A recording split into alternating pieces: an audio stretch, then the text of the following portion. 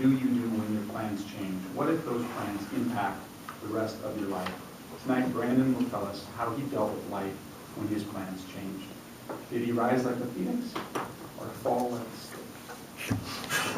Help me welcome Brandon Marsh to Rise or Not to Rise.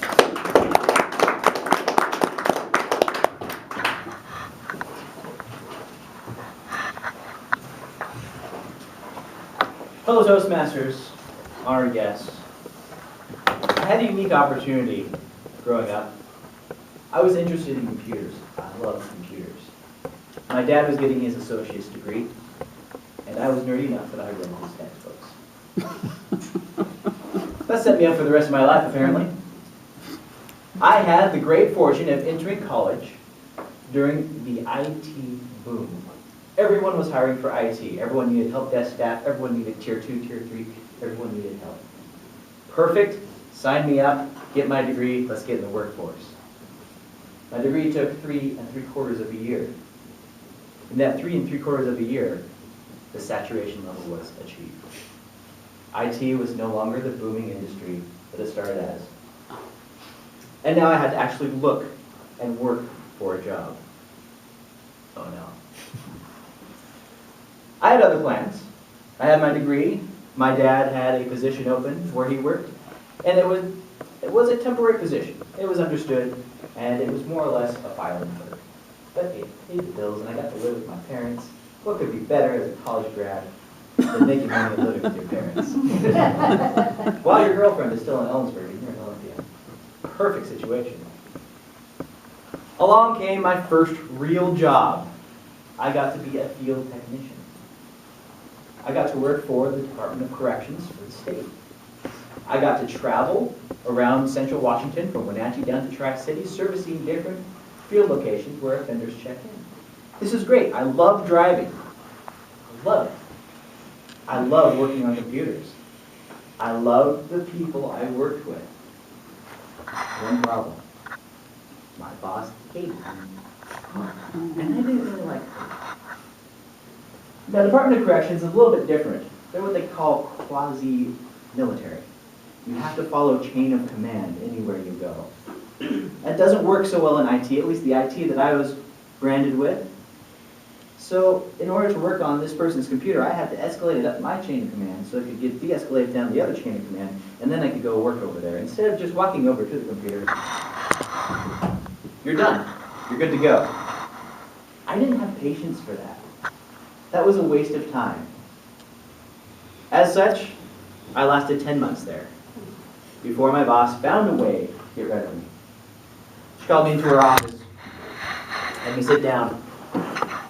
HR lady was sitting next to me. She said, "Brandon, do you know what I found in your desk?" "No." "Found a PlayStation Portable in your desk." Now, side note, PlayStation Portable, I lived in Ellensburg, worked in Yakima. That's what I do on my lunch break. She says to me, "I told you to get rid of that." I forgot about it. I honestly did, and I told her that. I forgot about that. I haven't used it. It's been sitting in the back of my desk.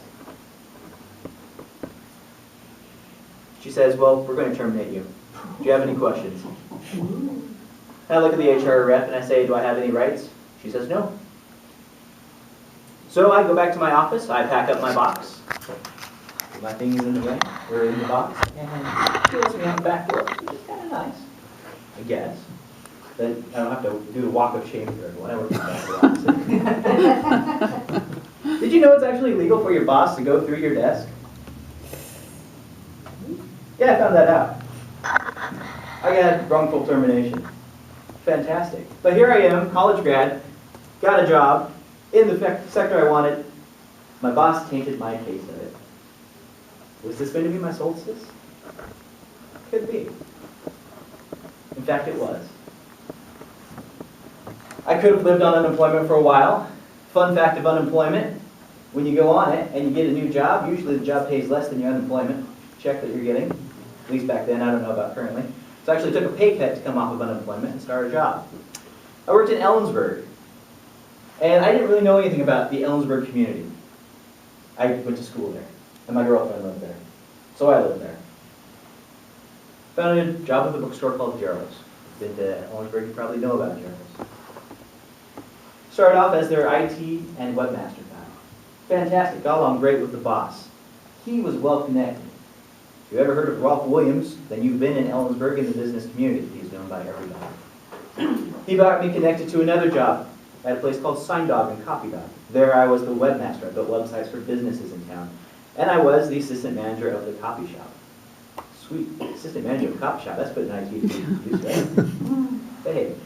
That led me further to an international hay company in Ellensburg. There's 7 of them.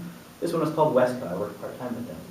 That eventually led to Callaway Trading, which is one of the top 3 hay companies in town. There's only 7 again. And I worked there for 7 years.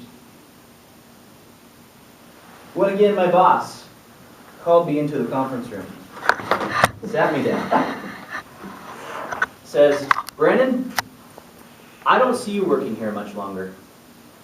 You ever have that oh crap moment, like what did I just do? You start tracing the previous few days. That's what I did. Going, oh man. And this guy knows me outside of work. We're friends. And so he just lets me sit and stew forever. Once he's let me stew and relive the past several months of my life, he said, "Brandon, I think you're going to outgrow me. And I'm okay with that. I just want you to know I expect you to leave at some point." Great. Fantastic. I feel better. I'm not scared. Finally, this job comes up in Wenatchee School District. I can finally achieve my goal of being in IT management, IT administration. I take the job as quickly as I can. I do a really big mess of moving up here. That's another topic altogether. We'll talk about that speech later. But I want you to know, when life has other plans, roll with the punches. Rise like a phoenix. And show everyone what you can do. If I had stuck to what my first boss thought of me, I wouldn't be anywhere. But instead, I'm where I want to be in life right now. I'm comfortable and I'm happy. So that's my truth.